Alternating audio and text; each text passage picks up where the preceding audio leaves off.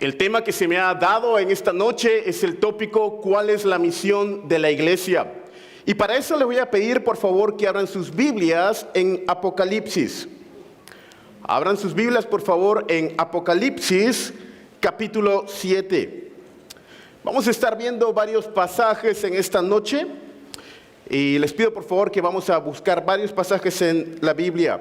Apocalipsis capítulo 7. Verso 9.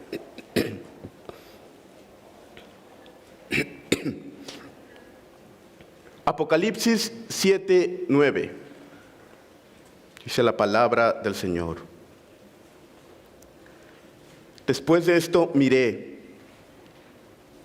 y he aquí una gran multitud, la cual nadie podía contar, de todas naciones y tribus y pueblos y lenguas, que estaban delante del trono y en presencia del Cordero, vestidos de ropas blancas y con palmas en las manos. Y clamaban a gran voz diciendo: la salvación pertenece a nuestro Dios, que está sentado en el trono, y al Cordero. Y todos los ángeles estaban en pie alrededor del trono, y de los ancianos, y de los 4 seres vivientes, y se postraron sobre sus rostros delante del trono y adoraron a Dios diciendo: amén. La bendición y la gloria y la sabiduría y la acción de gracias y la honra y el poder y la fortaleza sean a nuestro Dios por los siglos de los siglos. Amén. Lo que acabo de describir aquí es una imagen del futuro. Un día la gran comisión será el gran cumplimiento. Un día el evangelio llegará a los rincones de la tierra. Hermanos, cuando nosotros nos comenzamos a preguntar cuál es la misión de la iglesia, cuál es mi propósito en el mundo, para qué soy miembro de la Alianza Cristiana y Misionera o la Iglesia Bautista o cualquier otra iglesia, lo primero que debemos considerar es la vista del futuro. ¿Dónde es que vamos a estar en los próximos 100 años? Ninguno de los que está presente en este edificio va a estar vivo. Todos vamos a estar muertos.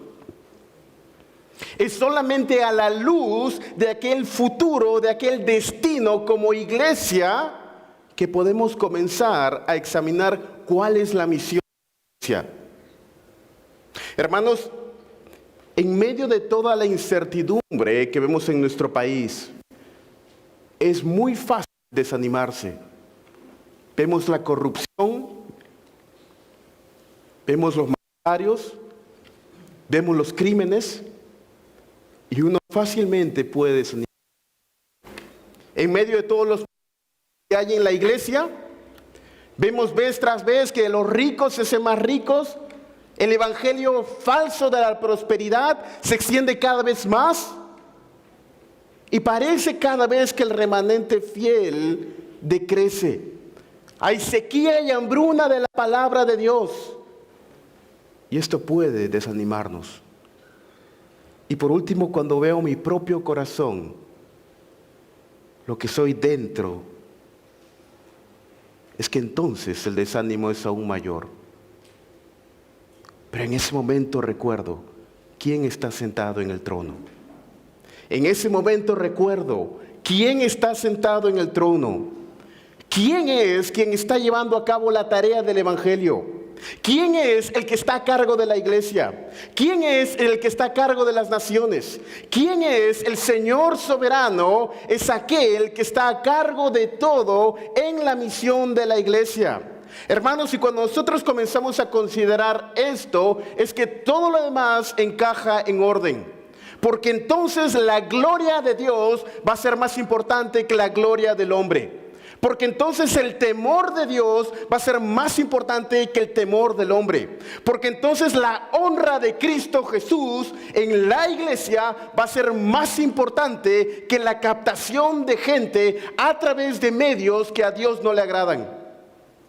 Entonces la predicación del Evangelio, tal y como está estipulado en las Escrituras, va a ser lo central y primordial en el propósito de nuestras iglesias. Cuando realmente vemos un vistazo del futuro. Así que mientras estudiamos el tema en esta noche, yo quiero que tengan esto en mente. Un vistazo del futuro. Francis Schaeffer fue uno de los más grandes apologistas del siglo XX. No confundir con Schaeffer, el rector del seminario de Dallas, que vivió también al mismo tiempo. Me refiero aquí, en esta ocasión, estoy hablando del apologista inglés Francis Schaeffer, diferente del rector de Dallas. A Schaeffer se le preguntó en una ocasión, quizá una de las voces más reconocidas del cristianismo en la actualidad, si tuviera una hora para pasar con un inconverso y compartir el Evangelio, ¿qué es lo que diría? Schaeffer, después de meditar por algunos segundos, respondió: si tuviera 60 minutos para compartir el Evangelio, pasarían los primeros 55 minutos hablando del problema y los últimos 5 minutos de la solución. Porque ¿de qué me sirve saber cuál es la respuesta si no sé cuál es la pregunta? Es solamente en el contexto del juicio, responde Schaeffer, que podemos apreciar nuestra salvación. Y creo que sin duda Schaeffer estaba absolutamente en lo cierto cuando hablamos en la predicación del Evangelio. Es imposible que las buenas nuevas sean realmente buenas noticias a menos de que haya malas noticias que le precedan. Es solamente en el manto blanco que las estrellas no se ven. Pero mientras más negro es el cielo, más las estrellas brillan por la noche. Lo mismo es con el Evangelio. Mientras mayor sea la profundidad del entendimiento de nuestro pecado, más clara va a ser la gracia de Dios. Mientras más claro sea el entendimiento que tengamos, que no depende absolutamente de nosotros, sino depende absolutamente de Dios, más claro va a ser la gloria de Dios. Mientras mayor sea nuestra comprensión y aceptemos que el hombre está completamente inhabilitado en su mente, en sus emociones y en su voluntad, absoluta y completa y radicalmente odia a Dios y se ama a sí mismo. De tal manera que el éxito en el Evangelio depende del Espíritu Santo en la proclamación de la palabra de Dios. Y esto es el punto básico con el que tenemos que comenzar a hablar para definir cuál es la misión de la iglesia. El problema en la actualidad es que en muchos púlpitos el pecado ha sido reemplazado por algo más. En lugar de pecado se habla de baja autoestima. Entonces lo que se necesita no es arrepentimiento, sino mejorar la autoestima. El pecado ha sido reemplazado por atadura. Entonces lo que se predica ya no es arrepentimiento, sino liberación. El pecado ha sido reemplazado por enfermedad. Entonces lo que se predica ya no es arrepentimiento, sino sanidad. La redefinición del pecado en el siglo XX va directamente de la mano con la redefinición del arrepentimiento, el cual necesariamente es la respuesta al pecado. Hermanos, estos dos elementos, pecado y arrepentimiento, están casi completamente ausentes en muchos de nuestros púlpitos el día de hoy. Y sutilmente el reemplazo por otras ideas ha causado la crisis en la que vivimos en la actualidad del Evangelio. Esto es completamente diferente al mensaje del Señor Jesucristo. Arrepentíos y creed en el Evangelio. Marcos 1:15. Una vez más, en la misma entrevista a Schaeffer, se le hizo otra pregunta, parecida a la anterior, pero diferente. Y esta vez se le preguntó: señor Schaeffer, si usted tuviera una conversación con un inconverso, ya no es solamente usted presentando el Evangelio, sino tuviera que conversar con él, ¿qué es lo que haría? Interesantemente, Schaeffer se tomó unos segundos para pensar y dijo: pues bueno, comenzaría la conversación y me tomarían los primeros 55 minutos escuchando, y los últimos 5 minutos compartiendo. ¿Por qué?, mencionaba Schaeffer. Escuchar es parte esencial del evangelismo, debido a que la conversión implica un deseo de dejar el pecado, y el pecado atrapa a personas con diferentes ídolos. Fin de la cita. Hermanos, este punto es de suma importancia, pues no solamente significa tener las verdades esenciales del Evangelio, el sacrificio penal y sustitutorio de Cristo Jesús, la completa muerte del hombre, sus delitos y pecados, el Evangelio de la gloria de Dios. Eso es el Evangelio, pero también debemos ser conscientes de las personas a las cuales estamos comunicando ese Evangelio y las aplicaciones particulares que tiene ese Evangelio de acuerdo al contexto en el que estamos. Y esto va a ser un poco más claro cuando veamos algo de la historia de la iglesia. A lo largo de la historia de la iglesia hay 2 errores que la iglesia ha cometido en vaivén. Y hay 2 errores que debemos evitar. Uno es un desconocimiento del Evangelio, y por otro lado es un desconocimiento de las implicancias que tiene el Evangelio. Un desconocimiento de la teología o de lo que es el Evangelio me llevará inevitablemente a estar enfocado solamente en hacer obras sociales en lugar de la predicación del Evangelio. Sin embargo, por el otro lado, un descuido en lo que son las consecuencias o las implicancias del Evangelio inevitablemente no me llevará a ser fiel cuando predique el Evangelio. En el primer caso es un Evangelio sin obras. En el segundo caso son obras sin Evangelio. Martín Lutero solía decir: no somos salvos por buenas obras, pero no podemos ser salvos sin ellas. No somos salvos por buenas obras, pero no podemos ser salvos sin ellas. Esto quizás se ilustra de manera más clara en la reacción a comienzos del siglo XX del fundamentalismo americano, reaccionando en contra de la teología liberal alemana, en el cual no solamente la teología norteamericana, sino hubo un énfasis muy fuerte en la predicación del Evangelio. Sin embargo, fallaron en predicar las implicancias del Evangelio para su determinada sociedad y tiempo. Por ejemplo, ¿cómo se puede entender que iglesias evangélicas, fundamentalistas, que creían y predicaban las verdades del Evangelio, apoyaran la segregación racial en los Estados Unidos? ¿Cómo se puede explicar que gente que aparentemente eran ortodoxas en cuanto a su evangelio, al mismo tiempo abogaran por la supremacía blanca?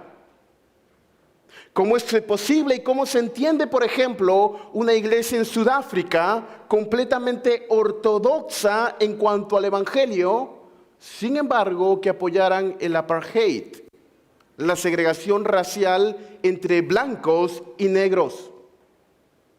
La historia de la iglesia vez tras vez nos ha mostrado grupos evangélicos en los cuales se ha tenido un evangelio ortodoxo, pero las implicaciones de la ortodoxia de ese evangelio no han sido predicadas de manera fielmente en la cultura. Y esto no solamente es la excepción, sino a veces es la regla. Y no solamente es allá, sino también a veces es aquí. ¿Cómo es posible a veces en nuestro propio país, el Perú, que no se escucha ni un sermón sobre la corrupción de nuestro gobierno, o de la corrupción política, o de la corrupción de algunos líderes, incluso evangélicos? Yo estoy de acuerdo que un hombre no debe embriagarse, etcétera, pero a veces los sermones son solamente un moralismo sobre no hacer algo. Hermanos, si yo estuviera predicando en una iglesia de clase media alta, mi clase de predicación y mis aplicaciones del evangelio serían diferentes a si yo estuviera en Villa El Salvador. Tienes una empresa, le estás pagando lo justo a tus empleadores, y no estoy hablando del salario mínimo o lo que la ley permite. ¿Estás pagándole lo justo o los explotas? ¿Hay segregación racial en tu iglesia? Hermanos, a veces hay iglesias donde a veces hay divisiones incluso raciales en las iglesias. Y si una persona tiene cierto color de piel o viene de cierto trasfondo, incluso en las mismas iglesias evangélicas se le discrimina. Esas son implicancias del evangelio. Sin embargo, por el otro lado, también es posible tener obras de caridad sin la predicación del evangelio. Como consecuencia de este error histórico, es que particularmente a mediados del siglo XX surgieron una serie de movimientos de reacción en contra de esta tendencia a comienzos del siglo XX. Términos como edificar el reino, justicia social, llegaron a ser cada vez más prevalentes en círculos evangélicos. En Latinoamérica, por su parte, recordemos Gutiérrez con la teología de la liberación a finales de los años 70 en el Perú. Por su parte, recordemos 1978, el movimiento de evangelización mundial con Lausanne, entre otros. A lo que surgió dentro de Latinoamérica misma fue la misión integral. Una serie de movimientos de reacción en contra de lo que había pasado en la primera etapa del siglo XX.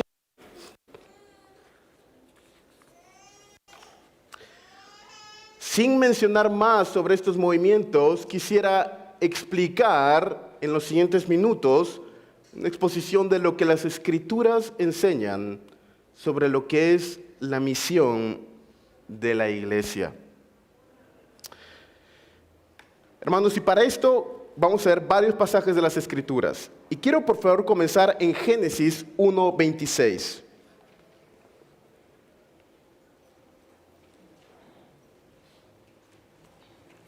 Génesis 1:26. Para entender la misión de la iglesia, primero debemos entender la misión o el propósito del ser humano. Génesis 1:26 al 30 es lo que se conoce como el mandato creacional. Es el mandato de Dios para todo ser humano. Es el propósito de la creación de Dios para el hombre. Es la manera como el hombre iba a glorificar a Dios y disfrutar de Él. Dice, entonces dijo Dios, hagamos al hombre a nuestra imagen, conforme a nuestra semejanza, y señoree en los peces del mar, en las aves de los cielos, en las bestias, en toda la tierra, en todo animal que se arrastra sobre la tierra. Y creó Dios al hombre a su imagen, a imagen de Dios lo creó. Varón y hembra los creó. Y los bendijo Dios y les dijo, fructificad y multiplicaos, llenad la tierra y sojuzgadla, señorear en los peces del mar, en las aves de los cielos, en todas las bestias que se mueven sobre la tierra. Y dijo Dios, he aquí os he dado toda planta que da semilla, que está sobre toda la tierra, y todo árbol que hay fruto y que da semilla, os serán para comer. Y a toda bestia de la tierra, y a todas las aves de los cielos, y a todo lo que se arrastra sobre la tierra en que hay vida, toda planta verde le será para comer. Y fue así. Una pregunta, ¿este mandamiento le es dado a Adán, a Eva o a ambos?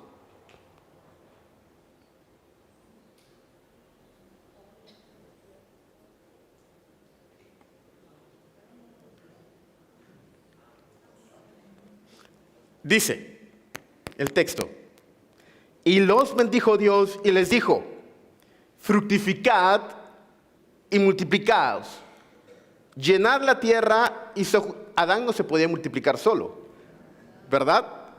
Creo que eso es algo bastante obvio. Adán no podía multiplicarse solo.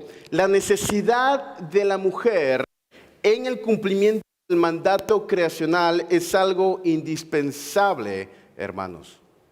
En cuanto a la igualdad del hombre y la mujer ante los ojos de Dios, llevando a cabo el mandato. Y esto implicaba las áreas de todo lo que tenía que ver con la administración de la familia, la administración de la sociedad que iba a nacer y crecer, la administración de los recursos que Dios había provisto en toda la humanidad, en la tierra y en la creación. Dios mandó al hombre y a la mujer que administraran y cultivaran todo. Esto implica una mayordomía sabia de los recursos que Dios les había dado. Hermanos, cuando una persona se casa, ya sea que sea creyente o ateo, esto le agrada a Dios. El matrimonio es una institución que trasciende la iglesia. Es una institución creacional. Esto viene desde la creación misma. Ahora, estamos familiarizados con lo que era el mandamiento de Dios para el hombre y estamos familiarizados también con lo que ocurrió después.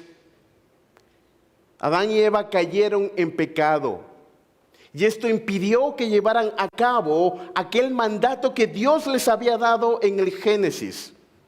La administración de todos los recursos, la producción, la ciencia, el arte, la cultura, la sociedad, todo lo que tenía que ver con la implementación de los recursos que Dios les había dado. Sin embargo, ellos cayeron en pecado. Y Dios llama a otra persona a través del cual Él comenzará a cumplir sus propósitos. Y en este pasaje es en el que me quiero centrar en esta noche. Génesis capítulo 12, versos 1 y 3. Génesis 12, 1 al 3. Dice la palabra del Señor. Dios llama a Abraham. Pero Jehová había dicho a Abraham, vete de tu tierra y de tu parentela, y de la casa de tu padre a la tierra que te mostraré, y haré de ti una nación grande, y te bendeciré, y engrandeceré tu nombre, y serás bendición. Bendeciré a los que te bendijeren, y a los que te maldijeren maldeciré, y serán benditas en ti todas las familias de la tierra. Este ha sido quizá uno de los textos más usados y más malinterpretados en misiones. Creo que indudablemente este es uno de los grandes candidatos, junto con Mateo 28, la Gran Comisión, para ser los que yo pondría los textos más usados en misiones y más malinterpretados al mismo tiempo cuando se habla de misiones. Este texto ha sido usado para justificar misiones, ha sido usado para justificar misión social, ha sido usado para justificar motivación política dentro de las iglesias, ha sido usado para construir el reino de Dios como iglesia de manera política, ha sido usado para salvar ballenas y bosques, ha sido usado casi para todo este texto. ¿Qué es lo que realmente significa Génesis 12, 1 al 3? ¿Y cómo se relaciona esto con la misión de la iglesia? Christopher Wright es un muy buen escritor a quien he tenido la oportunidad de conocer y me he beneficiado mucho de sus escritos. En su popular libro, La misión de Dios, uno de los textos más fundamentales y usados, particularmente en misiones latinoamericanas, él menciona sobre este pasaje. Es un mandamiento, este pasaje, para los hijos de Abraham, para la iglesia, ayudar a las naciones a experimentar todos los buenos dones y regalos que Dios anhela que tengan. Con todo el respeto, creo que Christopher Wright está completamente equivocado en la interpretación de este pasaje. No creo que este pasaje se esté refiriendo a una acción social de parte de la iglesia local, justificándola. Yo creo que hay otros pasajes, pero no creo que este pasaje defina cuál es el propósito para el cual ustedes se reúnen domingo en la mañana, en cualquier iglesia que usted esté. Y quisiera mencionar 3 preguntas sobre el pasaje y la interpretación del mismo.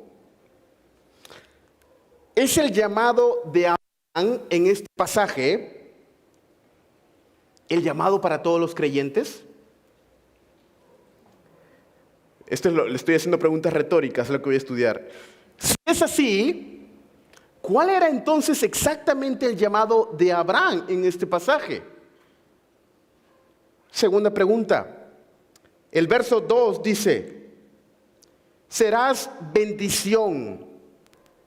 ¿Es ese serás bendición una consecuencia de obedecer el mandato de Dios? ¿O es algo que Abraham debía buscar hacer? Es decir, ser bendición para las naciones. Repito la pregunta. ¿Es el verso 2 donde dice serás bendición?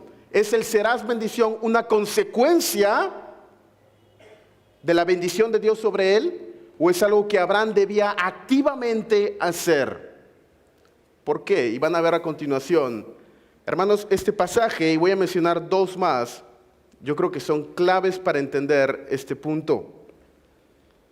Y la tercera pregunta del pasaje es, ¿a quién se refiere primariamente como el agente de bendición en este pasaje a la luz del nuevo pacto? ¿Se refiere como el agente de bendición primario al Señor Jesucristo?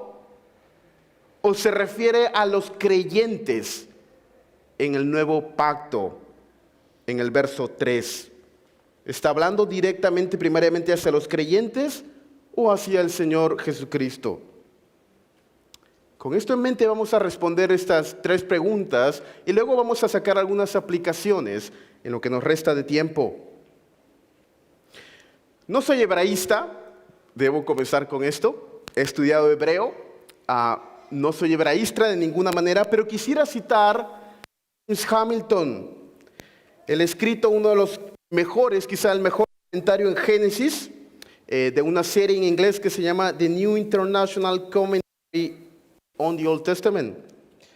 Y él menciona sobre este pasaje, una de las reglas principales en gramática hebrea es que cuando en un mismo pasaje se tienen 2 imperativos, uno del otro, el primer imperativo, en este caso el del verso 1, vete de tu tierra y de tu parentela, es el mandamiento o la exhortación.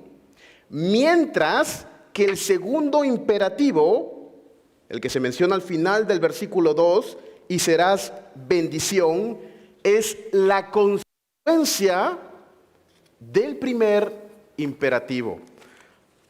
Ahora, yo sé que ya para este momento la mayoría ya se han quedado dormidos. ¿Qué es lo que quiere decir básicamente en castellano simple?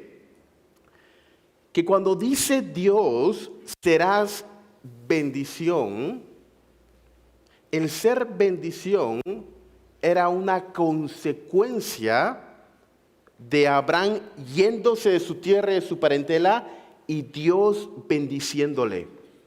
Pero Abraham no tenía en sí mismo el propósito o la capacidad de él ser bendición, sino la consecuencia de irse, y el hecho de que Dios le bendiga es que iba a traer como consecuencia la bendición. ¿Por qué es importante esto en la definición de la misión de la iglesia? Porque este es uno de los textos que se usan primariamente. Ahora, si no están familiarizados con el debate, hay un debate que ya tiene casi 30 años, más o menos, sobre cuál es la misión de la iglesia. El debate, no sé si están familiarizados, de repente la mayoría de los que están aquí no están familiarizados con ese debate, y el debate va por dos líneas.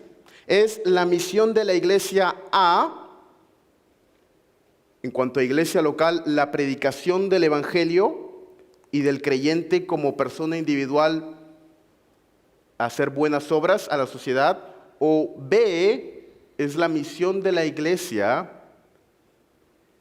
el hacer buenas obras, incluye completamente, absolutamente todo. Aunque pudiera parecer algo menor, este debate ha tenido implicancias gigantescas en la redefinición de misiones, evangelismo, predicación del evangelio en los últimos 35 años aproximadamente.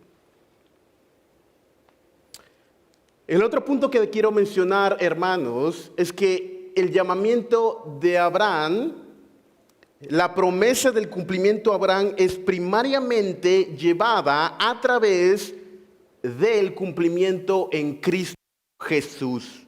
Si el cumplimiento en cuanto a la nación de Israel, los descendientes inmediatos de Abraham, y eso se puede ver en los capítulos 13 al 50 de Génesis, y una aplicación para los creyentes del Nuevo Pacto. El punto central es aquel que traería la bendición a todas las naciones, es el Señor Jesucristo.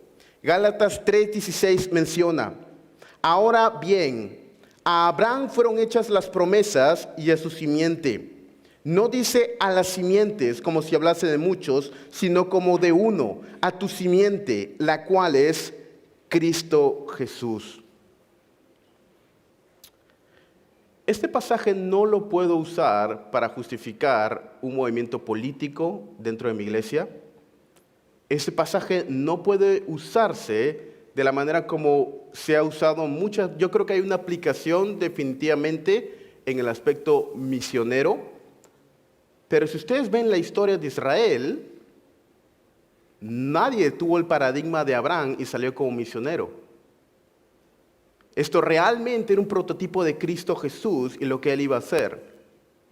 Ahora, con esto no quiero negar, no estoy en contra de misiones, por si acaso, pero estoy en contra de mal usar pasajes para apoyar algo que el pasaje no dice. Quisiera mencionar más brevemente dos textos antes de pasar a algunas aplicaciones. Y quiero que vayan conmigo y que avancen de este texto, que avancen más de 1000 años en el tiempo. Y que vayamos ahora a la predicación de Isaías, después de que el reino de Israel se había dividido, justo antes de que llegara el exilio. Es el año 722 antes de Cristo, y cada vez más llega la expectancia de un Mesías, un descendiente de David, quien traería el establecimiento del reino. Y quiero mencionar un pasaje, Isaías 53:10. Todo Isaías 53 habla sobre el Señor Jesucristo. Isaías 53:10 menciona: pero el Señor quiso quebrantarlo, sometiéndole a padecimiento. Cuando Él se entregue a sí mismo como ofrenda de expiación, verá a su descendencia, prolongará sus días y la voluntad del Señor en su mano prosperará. Fíjate Isaías 53:10. Yo creo que es una referencia a Cristo. Dice, verá a su descendencia, verá a sus hijos. ¿El Señor Jesucristo alguna vez se casó o tuvo hijos? No, ¿verdad? Dan Brown en el Código Da Vinci estaba completamente fuera de los carriles cuando dijo que el Señor Jesucristo se había casado con María Magdalena, etc. Entonces, ¿a qué se refiere ese pasaje?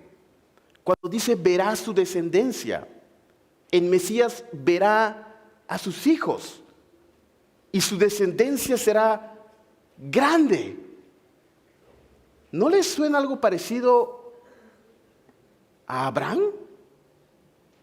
Hablando de la descendencia. Ahora, espérense ahí que este punto es el que quiero llegar. Todos estamos familiarizados con la Gran Comisión, hermanos. Y por favor, quisiera leer ahora el pasaje de la Gran Comisión y conectar estos tres textos junto con el de Apocalipsis que leí al comienzo. Mateo 28.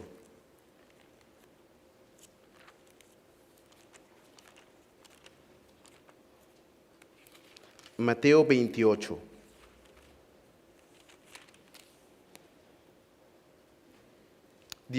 Son las últimas palabras del Señor. Y Jesús se acercó y les habló diciendo, toda potestad me es dada en el cielo y en la tierra.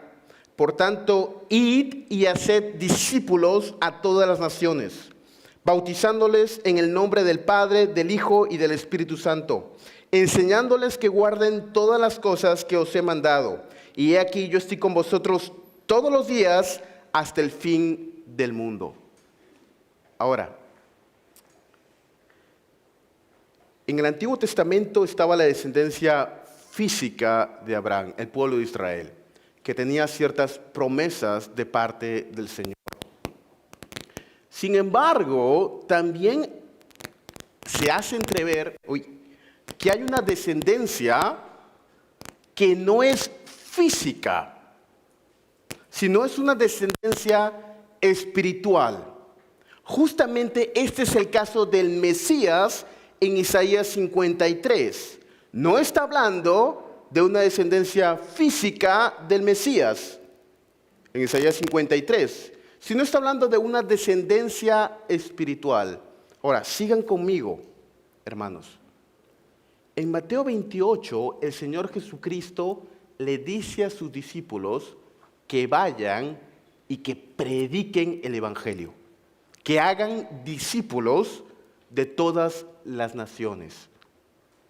Es a través de la predicación del Evangelio que el reino de Dios en la descendencia espiritual del Mesías prometido en el Antiguo Testamento que se iba a cumplir.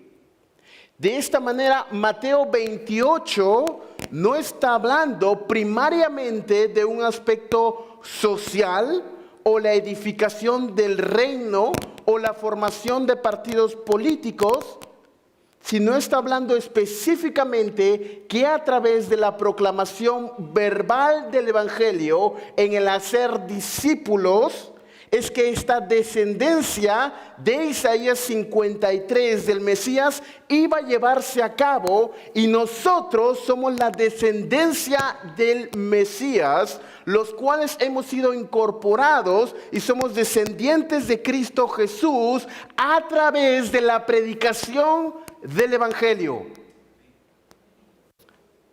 Pero esto no es todo el asunto. ¿Qué hacemos entonces con Génesis 1:26? Donde a Adán se le dice fructificad y multiplicaos. ¿Qué hacemos entonces con la aparente cumplimiento de algunas promesas que tienen que ser necesariamente en la tierra? ¿Cómo conciliamos estos dos puntos? Aquí me quiero ir a algo que no es nuevo, sino que es algo que ha sido mencionado ya desde hace mucho tiempo, particularmente por varios teólogos como Abraham Kuyper o Herman Babbing, teólogos holandeses. Incluso los puritanos dieron las semillas de esto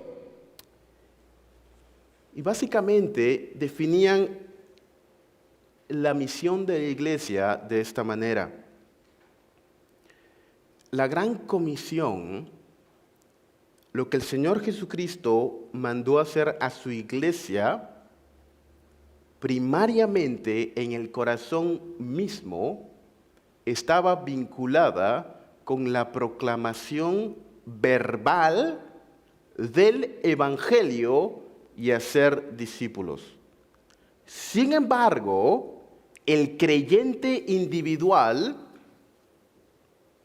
tiene también la responsabilidad de la predicación del Evangelio, no solamente de manera verbal, sino como Génesis lo menciona, todo el aspecto que abarca la administración del reino de Dios, la administración de los recursos que Dios ha dado. Ahora voy a explicar un poco más esta distinción en un momento, hermanos, en los siguientes 10 minutos. ¿Somos llamados a transformar el mundo o ser fieles a Dios en el mundo?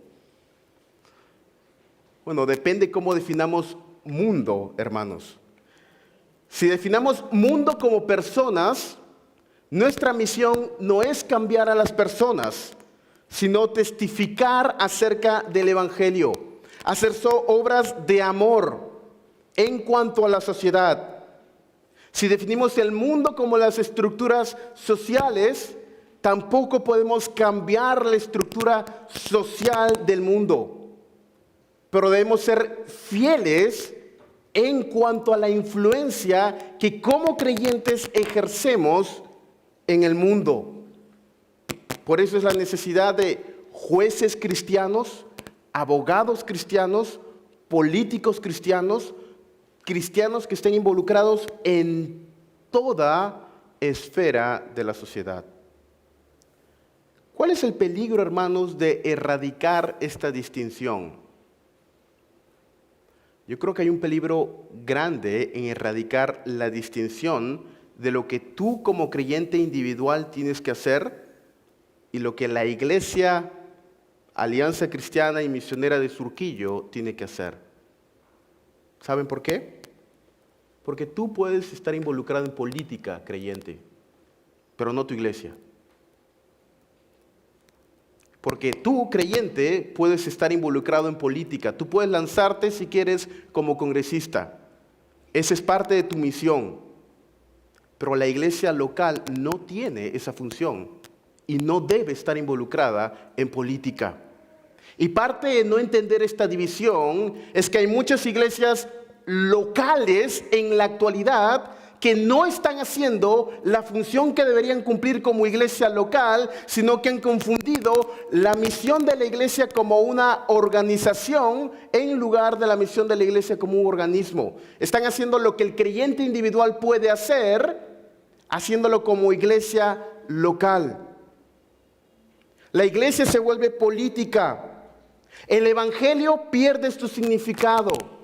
En lugar de la proclamación verbal del evangelio, que es lo que la iglesia local tiene la labor de hacer, entonces predicación del evangelio se convierte básicamente en una obra de caridad. Y todo lo que hago es predicación del evangelio. Entonces, si la iglesia va y salva ballenas, está predicando el evangelio. Entonces, si la iglesia va y salva delfines, está predicando el evangelio. En la actualidad, casi el 90% del dinero que se invierte en misiones, y déjeme repetirlo esto, casi el 90% del dinero que se invierte en misiones en Estados Unidos e Inglaterra son netamente para proyectos de caridad. No tengo absolutamente nada en contra de proyectos de caridad, pero sí debemos tener algo en cuenta. Caridad no son misiones, en el sentido estricto de la palabra. ¿Una persona puede ser misionero y estar involucrado como caridad? Absolutamente sí, pero esa no es la función principal de la iglesia. Un creyente y una iglesia puede apoyarlo, excelente, pero como iglesia local, la designación, lo que se nos ha dado primariamente es la predicación del Evangelio y el hacer discípulos. Hay una distinción de la iglesia como creyente individual y de la iglesia como iglesia local. Y esto es todo lo que estoy hablando aquí, de esta distinción del creyente como persona individual y de la iglesia como institución local. Hermanos,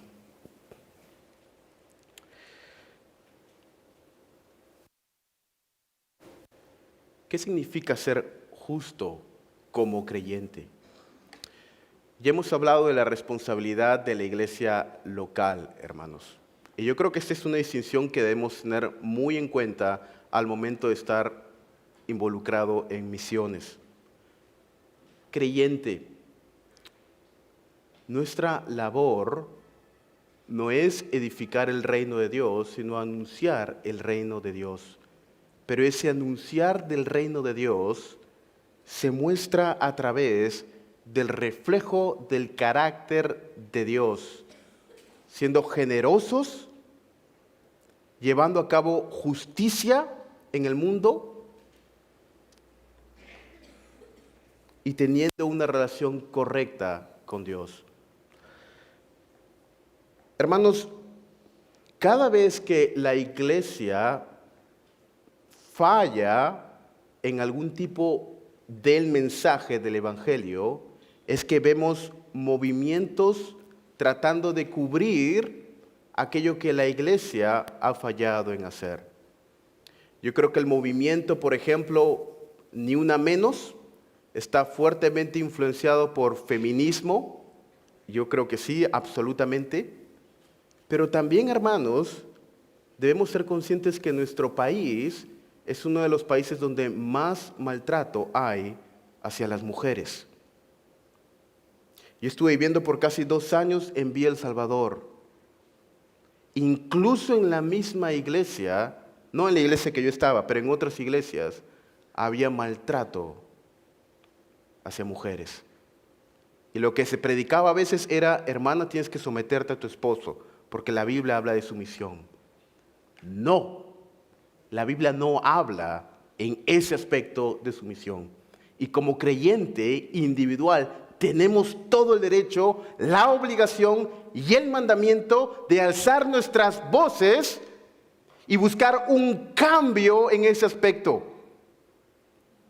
Y eso es algo que definitivamente, necesariamente tenemos que hacer en la proclamación del Evangelio. No podemos hacernos los locos con los asuntos sociales que atañen a nuestro país, pero al mismo tiempo los asuntos sociales que atañen a nuestro país no son la responsabilidad de la iglesia local, son la responsabilidad del creyente individual.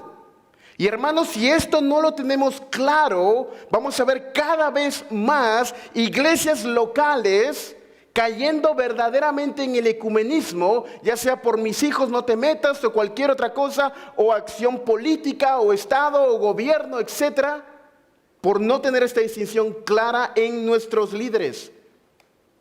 Hermanos, esto va a llevar eventualmente no solamente a la politización de la iglesia evangélica en el Perú, sino también al dejar de ser sal y luz. La predicación del evangelio va a dejarse de los púlpitos y va a ser reemplazada por moralidad, acción social, salvar delfines, etc.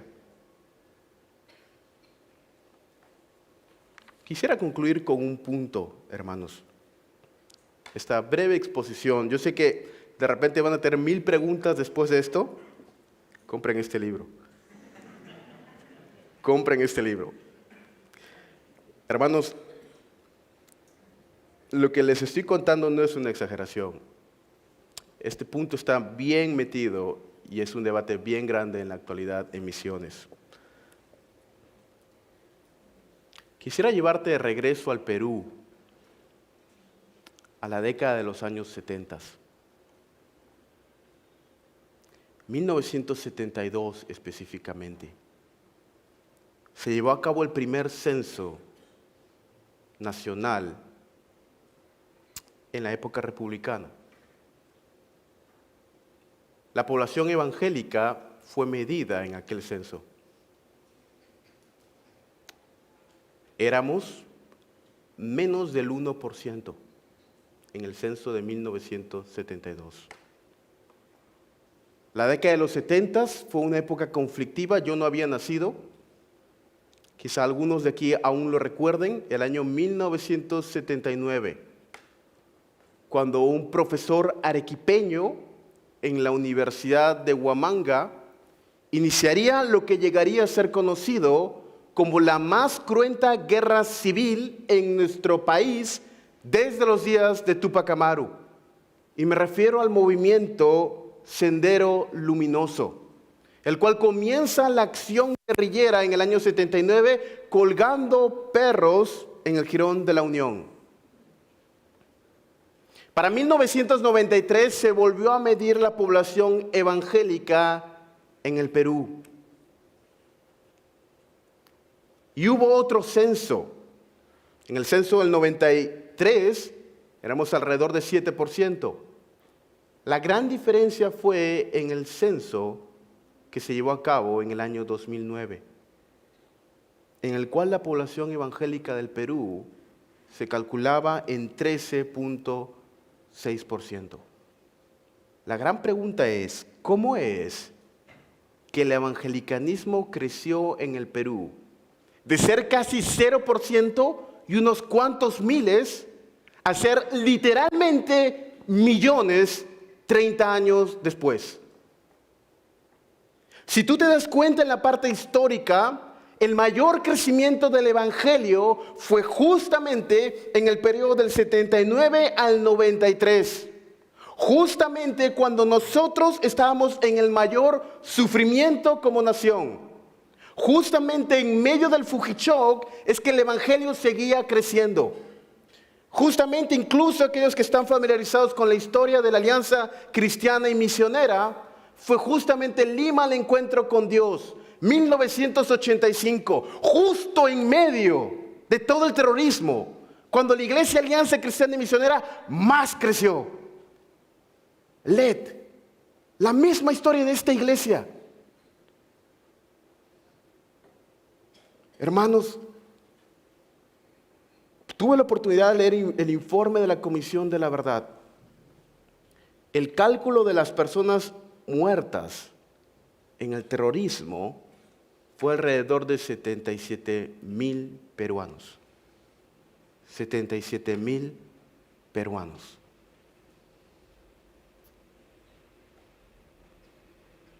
Terminamos como comenzamos al inicio, en cuanto a misiones y evangelismo. No es coincidencia que el periodo de mayor sufrimiento en nuestra nación fue el periodo de mayor espiritualidad. No es consecuencia que en medio de las bombas y el Fujichok, el evangelio se predicaba con todo vigor. No es consecuencia que cuando ser cristiano evangélico te ponía en una minoría y había peligro de muerte, es que más los creyentes se animaban a predicar el evangelio.